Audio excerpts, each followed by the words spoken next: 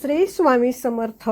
आज दिवस 10 शुभ बुधवार आणि आज आपण मागच्या बुधवारी जसे टाकले होते तसेच दिव्यामध्ये चिमूटभर हळद घालत आहोत आणि असे म्हणतात की चिमूटभर हळद दर बुधवारी घातल्याने आपली थांबलेली कामे असतात ती पूर्ण व्हायला सुरुवात होते अशी मान्यता आहे आणि आपण ते करून पाहत आहोत।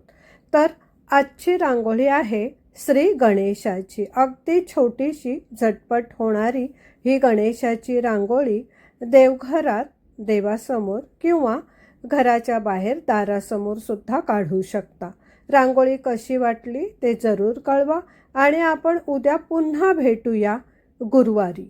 हा दुसरा आठवड्याचा तिसरा दिवस आहे आणि आपला संकल्प केलेल्याला 10वा दिवस आहे।